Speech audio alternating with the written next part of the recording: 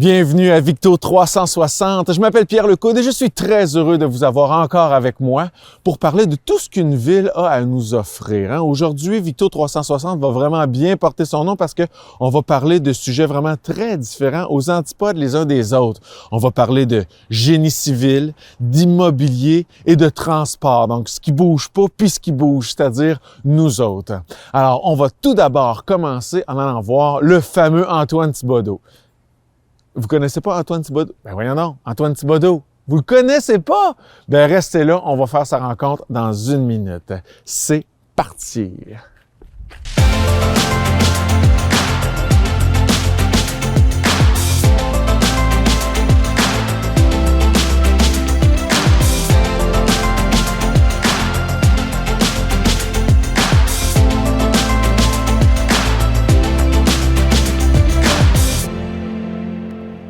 On est maintenant dans la cour du garage municipal sur la rue de Bigarré, avec Antoine Thibodeau. Salut Antoine. Bonjour, ça va bien? Oui, très bien, merci. Alors, on est un peu là dans ta cour arrière avec tes jouets, ton boss qui te surveille. Oui, on travaille avec beaucoup de trucs qui sont ici dans la cour en ce moment. Oui, on utilise pas mal ça l'été. Ouais.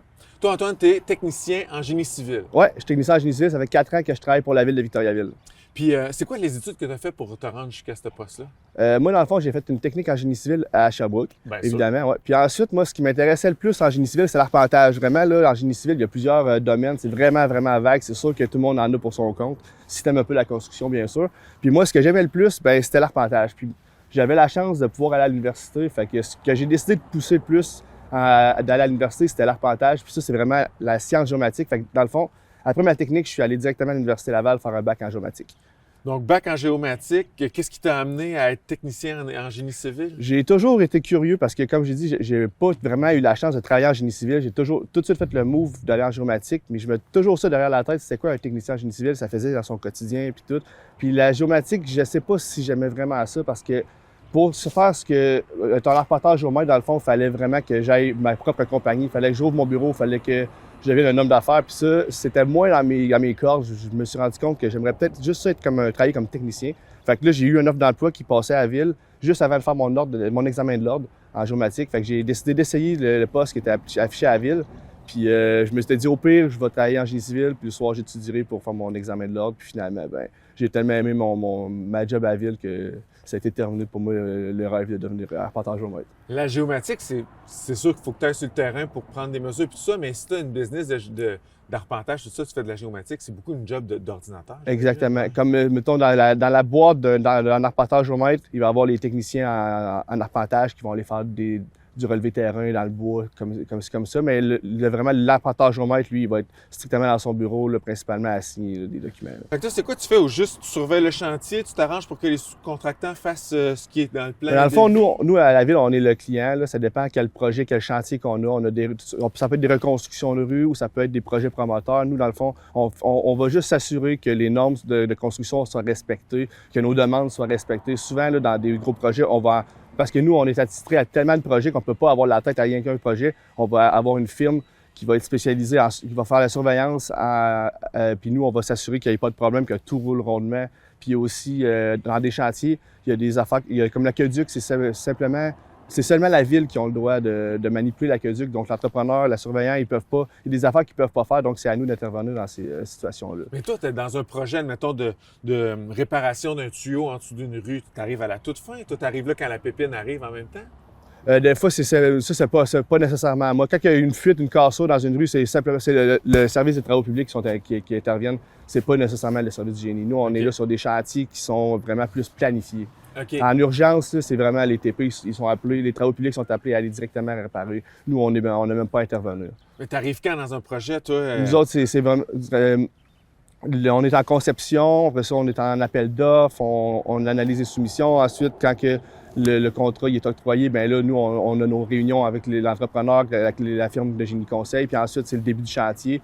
Puis il y a toujours un surveillant, comme j'ai dit, d'une firme de génie conseil qui est là avec l'entrepreneur. Puis nous, on fait des apparitions sporadiques, comme voir si tout est correct, est-ce qu'il y a des problèmes, est-ce que vous avez besoin de manipulation d'aqueduc, baisse de pression. Tu arrives dès le début du projet, dès qu'on a l'idée de faire quelque chose, là, le technicien d'ingénierie. Admettons, aujourd'hui. C'est quoi tu as prévu faire aujourd'hui? Mais là, comme les chantiers ne sont pas encore commencés, on est encore en ce moment en appel d'offres. Donc, Moi, dans le fond, j'ai comme quatre projets qui sont récurrents, puis c'est cyclique. Fait qu'à chaque année, mon quotidien, il est vraiment pas pareil, mais il est pareil au bout de 12 mois. Fait que j'ai comme pas le temps de me... routine, c'est à chaque jour, j'avance des projets. J'ai 4 projets différents. Puis j'ai pas le temps de me tanner. C'est cyclique, mais au bout de 12 mois. Fait qu'après ça, je recommence en janvier. Là, je recommence. Ça fait quand même 12 mois que j'ai pas fait ça. Fait que, mettons, aujourd'hui, dans la période, là, je préparais mon scellement de fisseau. Donc, je devais choisir les rues qui sont à sceller.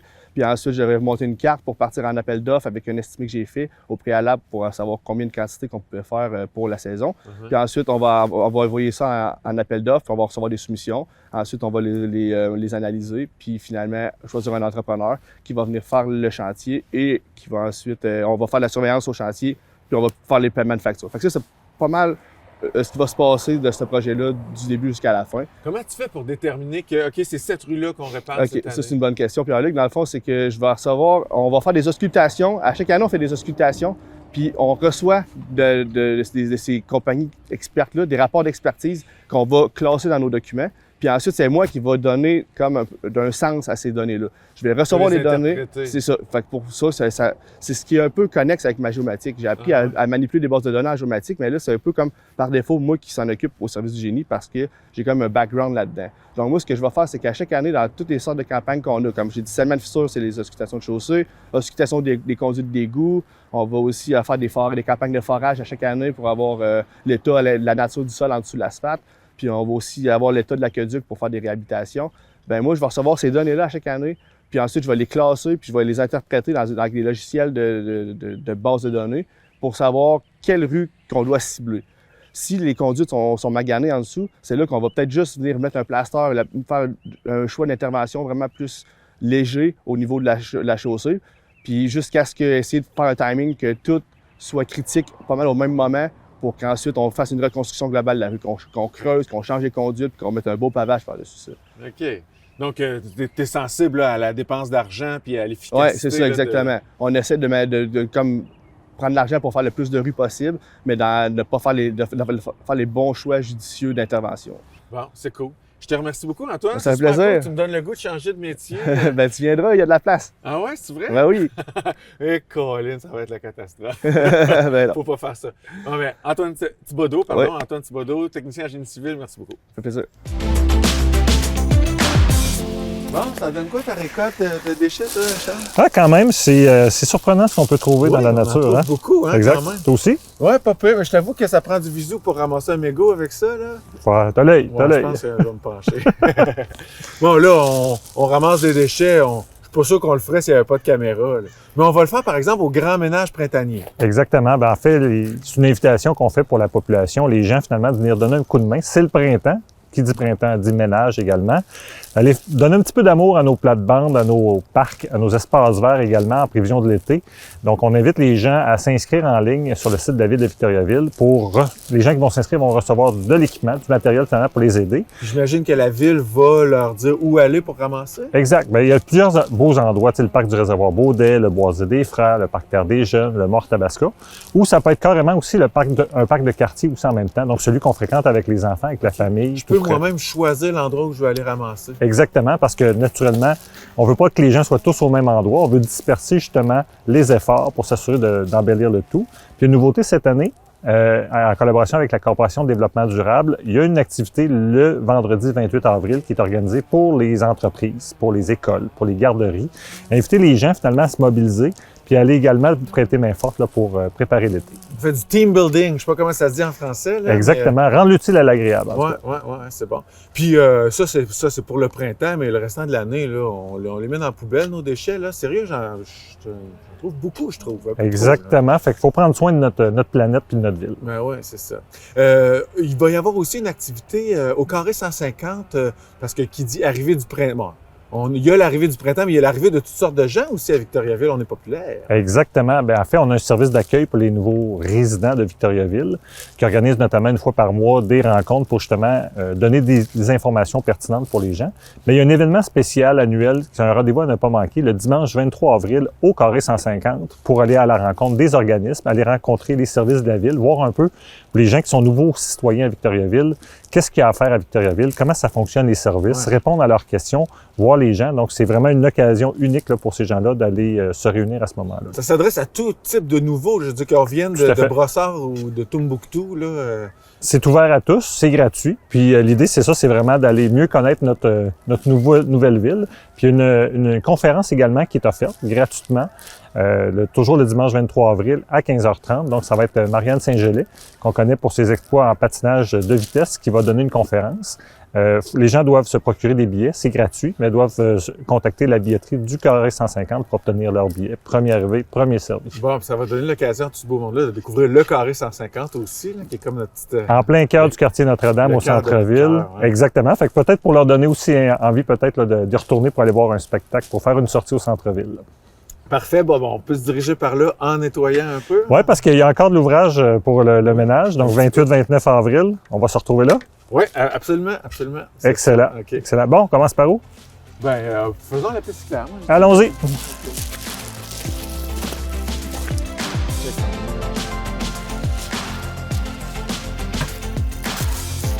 Quand je commence à avoir la piste, c'est à ça aussi pour stimuler les autres à travailler. Attends. Ah, je l'ai planté. Tu veux te pratiquer avec un botch? Il y en a quelques-uns ici. Hein. Qu'est-ce que t'as dit? Tu veux te pratiquer avec un botch, là? Ah ouais? Je sais pas si celle-là va être capable, mais... On est maintenant à la grande entrevue avec quelqu'un qui est habitué à la grande entrevue, M. Patrick Paulin, bonjour. Bonjour Pierre-Luc. Conseiller municipal à la ville de Victoriaville, district Charles-Édouard Mayotte. Merci. Et Sébastien Brière, directeur général de l'Office de l'habitation Victoriaville-Warwick. C'est bien ça? C'est exact. Oh, je fais bien ça. Donc, un sujet très important à la ville de Victoriaville. On s'en occupe intensément depuis peu. Pas depuis peu, depuis toujours, mais là, on met au grand mot les grands moyens. Depuis quand on s'y attarde vraiment intensément? Dans la dernière année, c'est là l'année 2022, donc où on a vraiment pris à bras le corps le sujet de l'habitation et notamment l'habitation abordable à Victoriaville. On a des taux d'inoccupation qui sont relativement bas, même très bas depuis plusieurs années et on sent arriver les problématiques, notamment en période du 1er juillet. On sent vraiment qu'il y a un manque. D'un autre côté, on a une pénurie de main-d'œuvre qui demande aussi d'aller chercher des gens à l'extérieur et les loger vraiment convenablement à Victoriaville. Au début de la dernière mandature, avec notre maire et le conseil, on a identifié des enjeux très précis, des enjeux sociaux à Victoriaville, dont l'habitation, et on a mis en place une stratégie. Donc déjà, on a recruté un conseiller à l'habitation qui travaille à la ville. On a mis en place le service d'aide à la recherche de logement en collaboration avec notre partenaire, l'Office municipal d'habitation. Là, il fallait faire un pas de plus pour développer et maintenir du logement abordable. Donc, on vient de créer un OBNL, un organisme à but non lucratif, qui va être en charge de répondre à cette vision de développement du logement abordable sur notre territoire. Donc, des logements qui puissent correspondre à des revenus qu'on a sur notre région, donc l'abordabilité, l'accessibilité, les besoins aussi réels des personnes qui ont besoin de se loger. Oui, parce qu'il faut préciser qu'il y a une différence entre un logement social et un logement abordable. Oui. Puis il y a des solutions pour chacun de ces volets-là. Est-ce que vous pouvez nous expliquer un petit peu? Oui, bien, pour ce qui est du logement social, en fait, on parle d'un logement qui est en fonction du revenu brut du ménage. Donc, c'est 25 des revenus bruts qui est le coût du loyer. Fait que toujours le chiffre le plus facile, c'est si quelqu'un gagne 12 000 bruts par année, 1 000 $ par mois, on parle de 250 $ chauffé, éclairé pour se loger. Le reste est subventionné là, par l'État. Fait que c'est vraiment un logement subventionné. Puis ça, il y a l'Office d'habitation qui est là depuis plus de 50 ans, qui dessert vraiment ce créneau-là. Et puis un logement abordable maintenant. Le logement abordable, là, il y a plusieurs définitions. On peut aller d'abordabilité encore en fonction des revenus. Au niveau fédéral, on parle de 30 % de tes revenus qui devraient être consacrés pour se loger. Puis on peut également parler d'abordabilité par rapport à un logement, c'est-à-dire que un logement, on va le dire, qui est abordable environ en fonction du loyer médian. Donc, ce que je dis, on parlait environ de 600 $ pour un 3,5, puis environ de 750 $ pour un 4,5, qu'on va rentrer dans une catégorie là, qu'on considère abordable. OK, donc c'est déterminé par les revenus et par le marché Exactement. immobilier. Donc, il y a un organisme qui a été créé. Tout à fait. Innov Habitat Victo. Alors, bien sûr, on ne réinvente pas la roue à Victoriaville. On est des spécialistes pour s'inspirer de ce qui se fait au Québec et le bonifier. Donc, on s'est inspiré déjà de Innov Habitat Drummond, qui existe depuis fort longtemps. On a regardé leur modèle et on s'est dit, oui, ça peut être un levier qu'on va s'approprier à Victoriaville et qui va nous permettre justement de développer du logement abordable. Alors, 3 axes principaux sur notre OBNL Innov Habitat Victo. Premier axe, pérenniser du logement abordable. Actuellement, il y a une flambée de la spéculation. Donc là, notre organisme va acquérir, rénover et remettre en marché et maintenir des logements abordables. Ça, c'est la première des choses. Création, parce qu'il en faut plus. C'est bien beau de les maintenir, il faut en créer. Donc notre organisme va pouvoir avoir la faculté de construire des logements.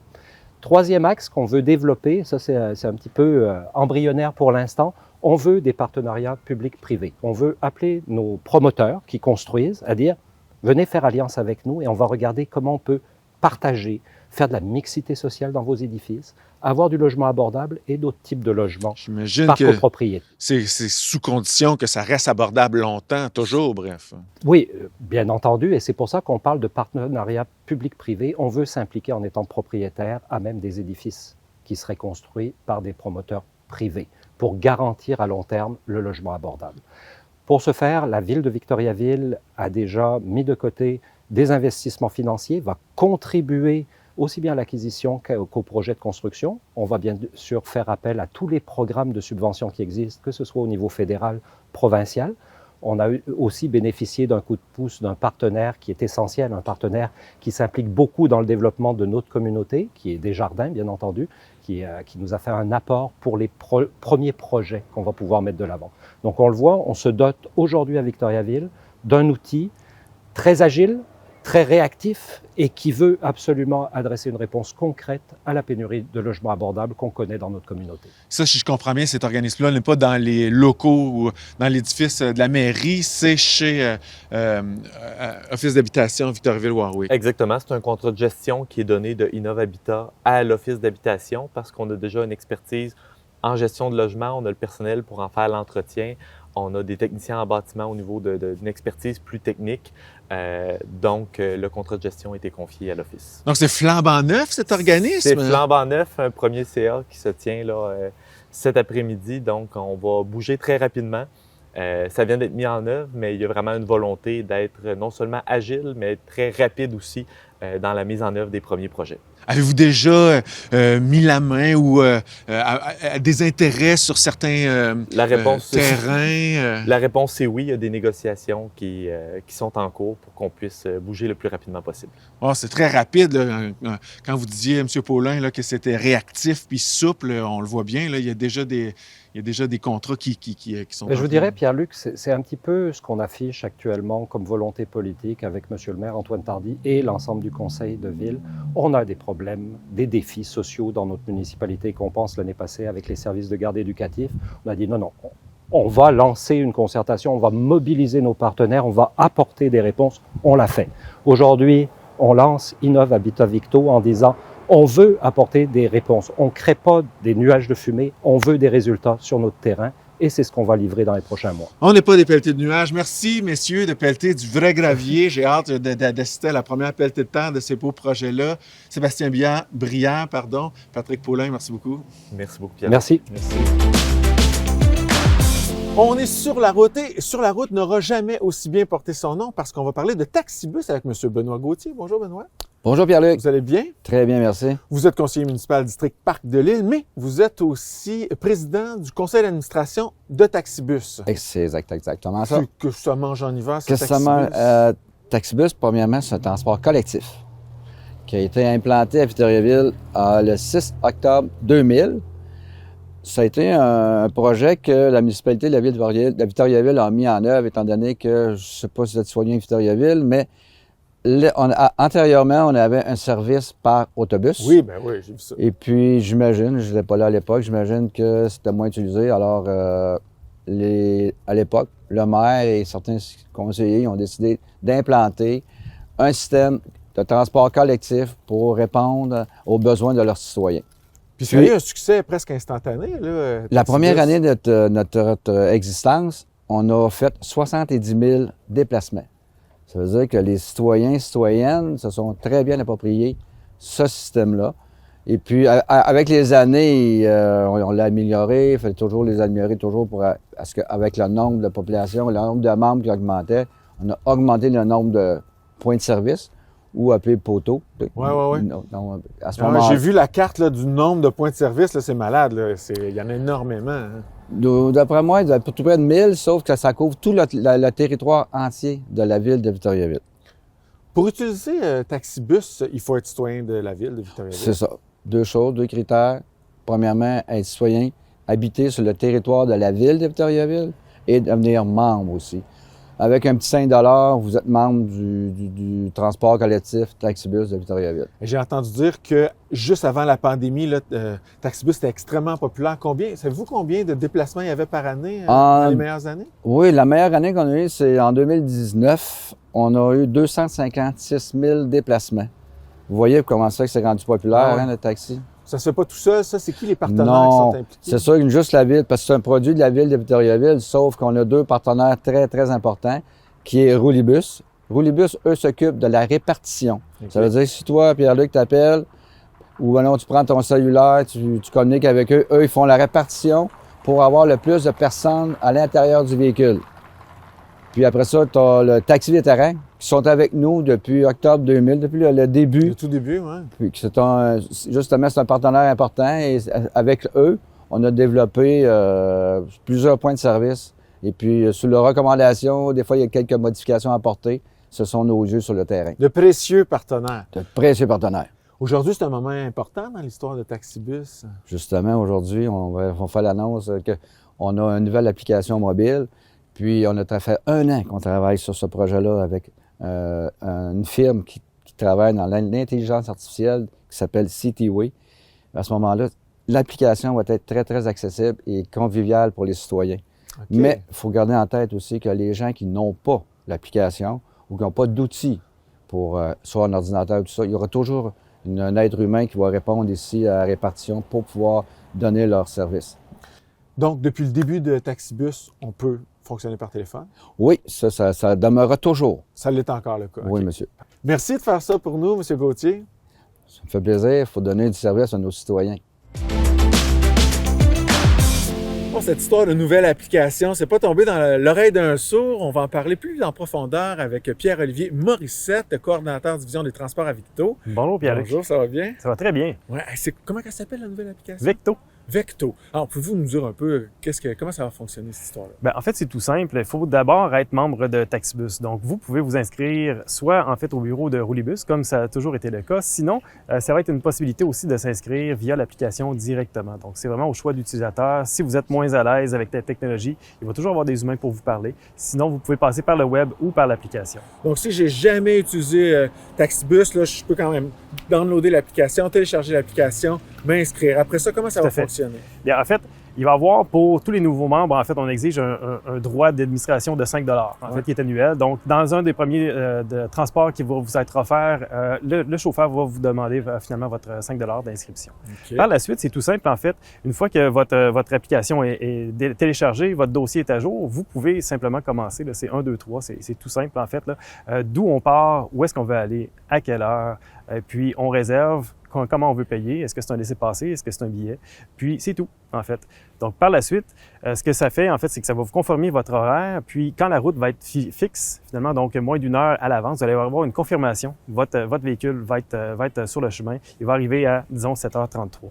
10 minutes avant l'arrivée, vous allez recevoir une nouvelle notification qui vous dit « Votre véhicule est en approche. Yeah. » Et à partir de ce moment, vous allez pouvoir vraiment voir le véhicule, où est-ce qu'il est sur la carte. Donc, il devrait être dans votre quartier rendu à ce moment. Donc, 10 minutes avant le rendez-vous, je suis averti. Ça me laisse 5 minutes pour me rendre parce qu'il faut que j'arrive 5 minutes à l'avance quand même. Tout à fait, mais on s'entend que les bornes sont à peu près à 150 mètres sur le réseau municipal. On a à peu près 1000 bornes de Taxibus. Donc, 1000? On est très bien desservi à ce niveau-là. Puis, il y a toujours une possibilité d'ajouter des bornes au besoin. Donc, on coordonne ça avec notre président du CA de Taxibus. Est-ce que je peux réserver un mois à l'avance? Tout à fait. Pour des travailleurs réguliers, vous allez être libre, en fait, de faire tous vos réservations, que ce soit pour un enfant scolaire, quelqu'un qui va vraiment sur un horaire très stable. Vous pouvez réserver je veux être au travail à 8 heures du lundi au vendredi. Je vais partir du travail, mais pas avant 16h30, disons, du lundi au vendredi. Et par la suite, vous pouvez modifier, annuler vos J'aurais pas à réservations. programmer 200 fois. Là. Je peux mettre la récurrence, puis... Tout à fait. Si vous avez de la difficulté là-dessus, vous appelez encore une fois à la répartition. Nos gens de Roulibus vont être tout à fait aptes à vous aider, vous accompagner dans tout ça. C'est quoi les autres avantages que les citoyens vont vivre? Bien, c'est certain qu'une fois qu'on embarque dans le taxibus, une fois qu'on fait nos réservations, ça tombe très bien, effectivement. L'avantage de la réservation, de la localisation du véhicule, il va y avoir aussi, une fois que toute notre base va être rodée auprès des usagers, on va ajouter le paiement. Donc, vous allez aussi pouvoir acheter vos laissez-passer en ligne ou sur l'application. Et tout ça va faciliter aussi l'inscription, en fait, là, à bord des véhicules. Donc, le chauffeur va être averti de comment vous allez payer à l'avance. Tout ça va c'est un être, peu dans le futur. Là. On peut pas, pour l'instant, on peut pas... Un futur estival. Disons que c'est du très court terme. Là. OK, à très bientôt. Tout à fait. Et puis, est-ce que Victo, c'est la première? Je suis sûr qu'on a encore les premiers à faire ça. Là. C'est sûr qu'on est un leader du développement durable, hein, comme ça plaît à le rappeler, Monsieur le maire. Ça fait partie, en fait, de la planification stratégique. Oui, le transport à la demande, ça fait 20 ans que ça c'est existe. drôle. Un autre collaborateur sont associés là-dedans, eux autres. Oui, c'est vrai. Roulibus. Je dirais quasiment que ça arrangeait avec le gars des vues. C'est vrai qu'on a fait express, mais... Puis, en fait, oui, on est leader. En fait, il y a beaucoup de villes qui regardent présentement pour faire du transport sur demande, du transport à la demande comme on fait nous depuis 20 ans, mais qui l'optimisent finalement avec des nouveaux outils là, pour voir comment faire des routes les plus intelligentes possibles pour monsieur, madame, tout le monde. Donc, une fois que ça, on l'a à Victoriaville, ben la suite, en fait, c'est d'ajouter différents joueurs. Donc ça, c'est aussi, on appelle ça un compte mobilité ou Mobility as a Service dans le jargon anglophone. Un autre de nos partenaires, Autobus Robot, passe devant nous. Bon, c'est pas grave. De toute façon, on est tellement pressé, on n'aura pas le temps de dire tout ce qu'on a envie de dire. Il va falloir qu'on se quitte. Mais avant, je veux juste avoir une réponse par oui ou par non. J'ai entendu dire que Communauto, ça venait à Victo. C'est-tu vrai, ça? C'est ce que M. le maire a annoncé lors de son souper. Donc c'est oui, all right! Oui. C'est bon, super. Génial. Merci beaucoup de votre participation, puis merci pour l'application, c'est super. Au revoir. Et voilà, c'est ce qui met un terme à cette édition de Victo 360. Je m'appelle Pierre-Luc Houd. Ça a été encore une fois un immense plaisir d'être avec vous aujourd'hui en cette belle première journée de printemps. J'espère que vous allez en profiter et que vous serez avec nous les 28 et 29 avril pour le grand ménage du printemps. En attendant, moi j'attends... Oh! Mon conducteur est en approche! Ça marche, Victo! Alors, on se voit le mois prochain. Ciao! Bonjour! Ouais, on s'en va au marché Notre-Dame.